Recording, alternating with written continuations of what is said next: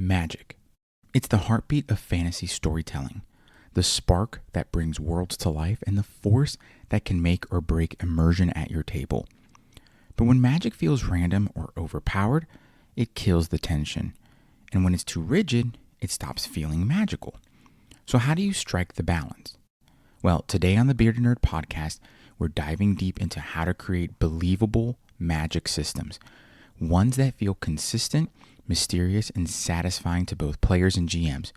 Whether you're running high fantasy like D&D or gritty sword and sorcery, this episode will give you the blueprint for magic that feels real in your world. So let's sharpen our minds, prep our notes, and let's go ahead and dive into this episode of the Bearded Nerd podcast.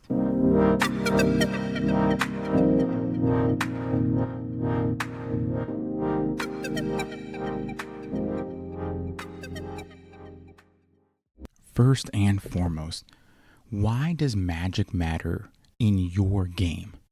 That's the first question you're going to have to ask yourself. A magic system sets the tone for your world. Is magic divine? Is it unknowable? Is it scientific? Is it structured?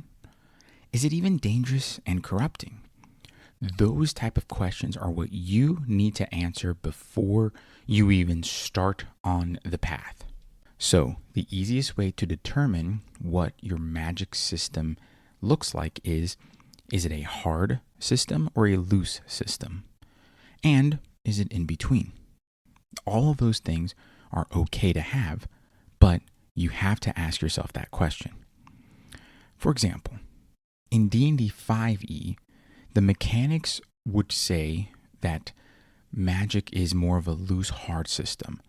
There are spells and names and slots and mechanics, but the lore behind each of them is pretty abstract. Same thing with original D&D. The first edition, yes, had spell components that you needed to track because it was more of a resource management game. But the lore behind the spells, the thing that gives it life, was subjective to the game master. Now, to contrast that, in Brandon Sanderson's Mistborn saga and series, the world of Mistborn has a very hard magic system.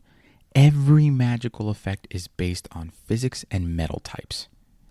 So, in a sense, magic can either be a miracle, it could be scientific, it could be a curse, it could be divine. Whatever your world needs it to be, you need to decide which route it goes. And if you're playing something like 5th edition, you have a lot of cool material to work with. You can come up with your own lore and your own reasoning behind why the spells are the way they are. In my game, my homebrew game specifically, magic is a loose, hard system, but the lore behind it is based upon divinity. The gods of magic have allowed these things to occur. Therefore, it is the way it is right now. I do encourage my players to come up with their own spells to give it their own flair, but that's essentially the gist behind it, the lore behind it. You have the power to come up with your own lore as well. It just depends on your own world. And in order to do that, I believe there are 5 pillars of a believable magic system. So let's break it down and use these elements to anchor your system. Number 1, the source. Where does magic come from? Again, is it divine? Is it elemental? Is it drawn from emotions or anything of that perspective? Maybe in your world, magic comes from the echoes of creation, right? The leftover resonance from the gods or the pantheons of your world. That may be a great source. Or it could come from within, I don't know. But come up with the source of your magic. Second, the cost. What does magic, or what does using magic cost from the caster, or what does it take from them? Does it take energy? Like in the Dragonlance series, where Raistlin, every time Raistlin uses magic, he becomes physically weaker. He needs to rest. He's tired, right? Does it take that type of energy? Does it take blood? Does it take sanity? Social consequences?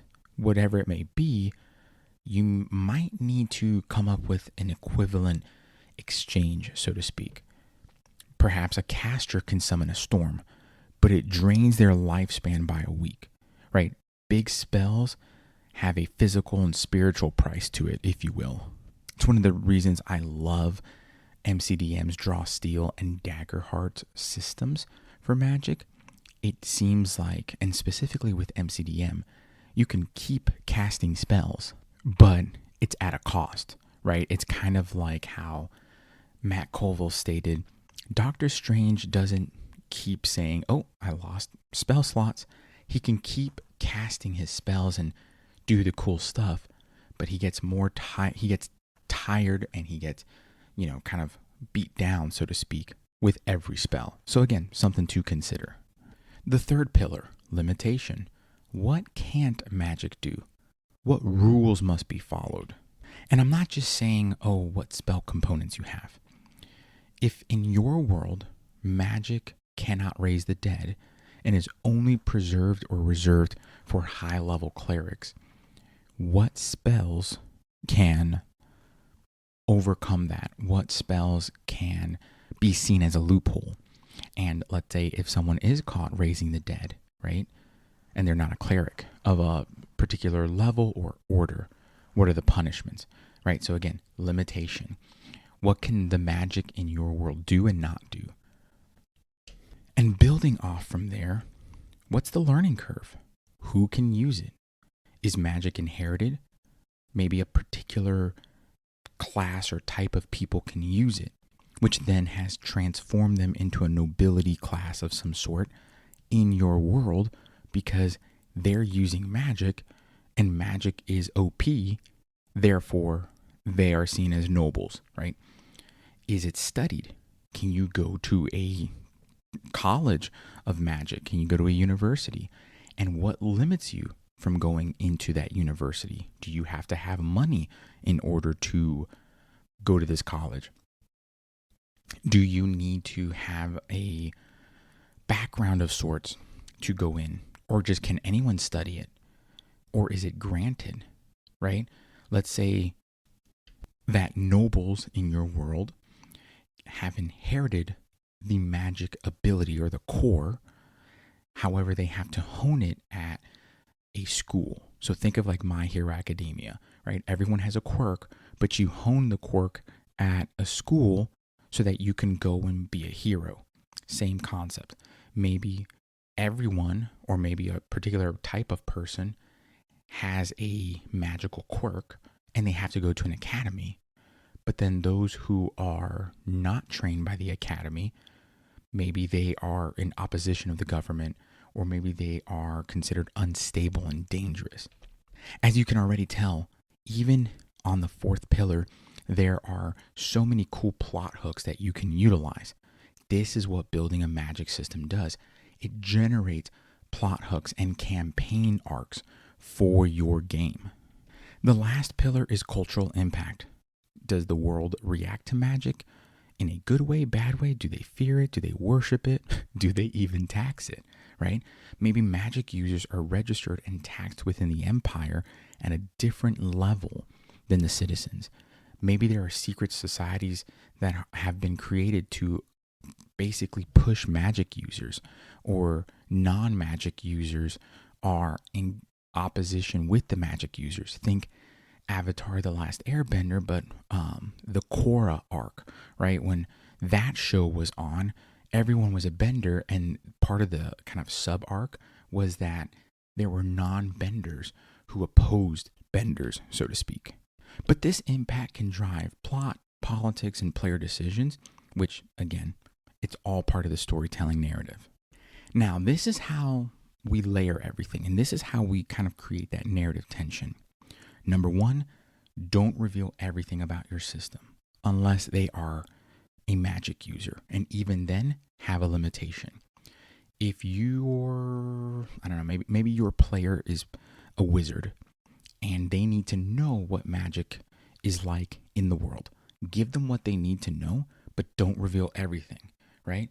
Add a little bit of myth and misinformation or even conspiracy based upon the player character's race, species, class, whatever, right? Maybe a wizard who went to an academy to learn about magic views magic differently than the sorcerer, right? And give them different aspects of magic and see how that plays out. But let the players uncover knowledge, whether it's in a relic or a tome, but let them uncover knowledge that hints towards the older rules of magic or even the true essence of magic.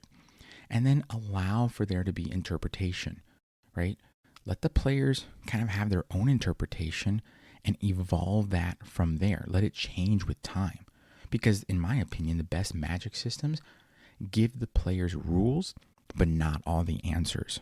It gives them the guidelines or the framework, but the players are allowed to then color it in and fill it in with wonder. Now, we want to consider how we adapt this to our TTRPGs. So I'm going to take something like 5e and Daggerheart and use it as my examples. So in 5e, obviously we use spell slots and in some cases spell points. But spell slots is pretty much the base for magic.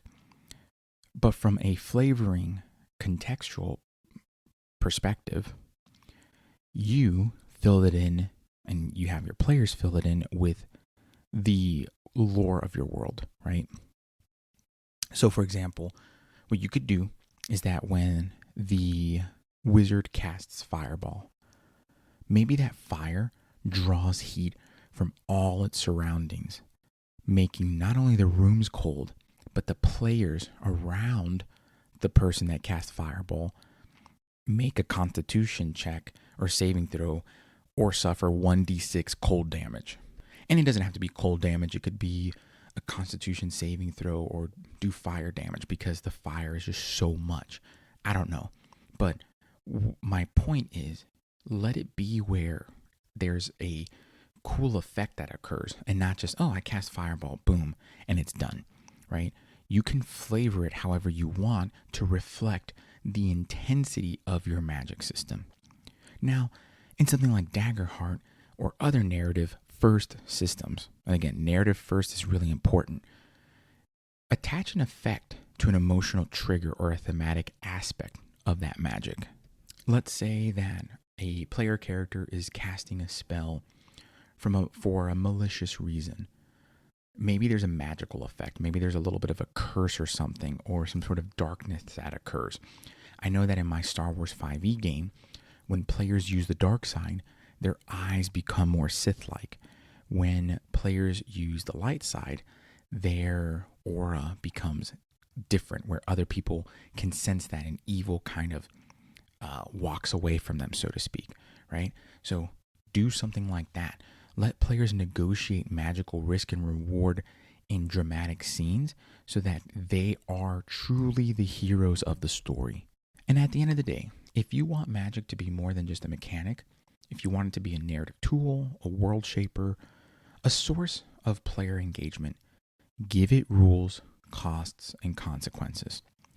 And start with those 5 pillars that I mentioned. Layer in some mystery and watch your world come alive with spell-binding detail. If this episode helped spark your next great idea, share it with some of your fellow world builders. Leave a 5-star review on Spotify or Apple Podcast, and really, let me know how you think about it. It helps more GMs like you find this show when you leave reviews and leave comments, so I really appreciate that. And if you want my free magic system blueprint PDF, plus some world building templates and exclusive extras, make sure to follow us over on Patreon at The Bearded Nerd. Until next time, keep your world wild, your rules woven in tight, but more importantly, be kind and compassionate to one another. And as always, folks, keep gaming.